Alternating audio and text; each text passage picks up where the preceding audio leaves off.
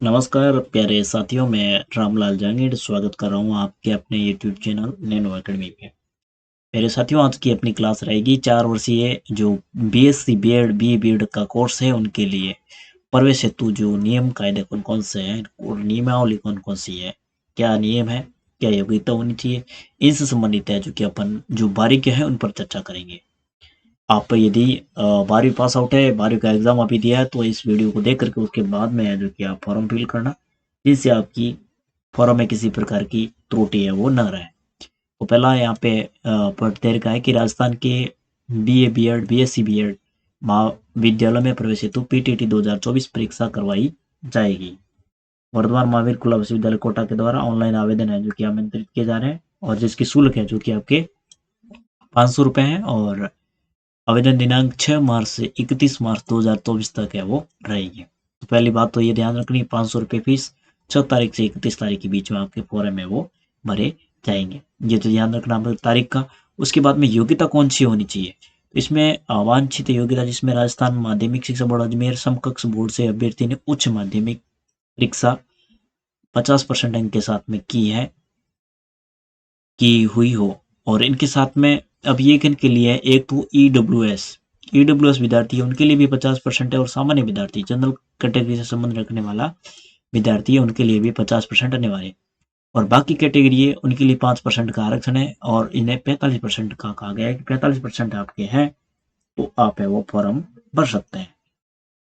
और उसके बाद में एनसीवीटी से मान्यता प्राप्त आईटीआई या प्रोटेक्निक महाविद्यालय से 2 या अधिक वर्ष का डिप्लोमा के साथ में माध्यमिक शिक्षा बोर्ड राजस्थान अजमेर के आदेश अनुसार न्यूनतम योग्यता रखने वाला भी इस परीक्षा हेतु, आप लोगों ने पॉलिटेक्निक या आईटीआई की है तो इनके साथ में आपको एक 10वीं के बाद में सीधी माध्यमिक शिक्षा बोर्ड का ऑर्डर था कि 12वीं की डिग्री है वो सर्टिफिकेट है वो मिलेगा। तो वो सर्टिफिकेट आपके पास में है तो भी आप है वो इस पीटीटी के लिए योग्य हो 4 वर्षीय पाठ्यक्रम के लिए। 4 वर्षीय बीएससी बीएड कोर्स हेतु प्रवेश लेने के लिए उच्च माध्यमिक परीक्षा में विज्ञान संकाय होना आवश्यक है।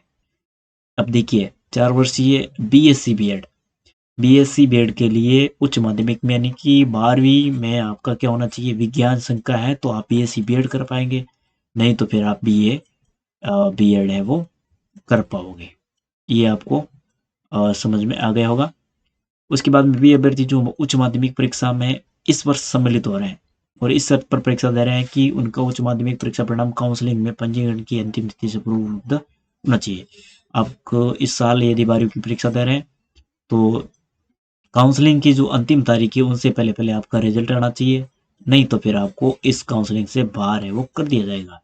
उसके बाद बीए बीएड बीएससी बीएड परीक्षा 2024 के प्राप्तांकों के आधार पर संकायवार श्रेणीवार मेरिट लिस्ट बनाई जाएगी जो पीटीटी की वेबसाइट पर उपलब्ध है जो कि होगी। अब 2024 की जो प्रवेश परीक्षा होगी उनके आधार पर संकायवार और श्रेणीवार के अनुसार क्या बनाई जाएगी, मेरिट है वो बनाई जाएगी और फिर इनके अनुसार है वो एग्जाम प्रवेश है जो कि होगा।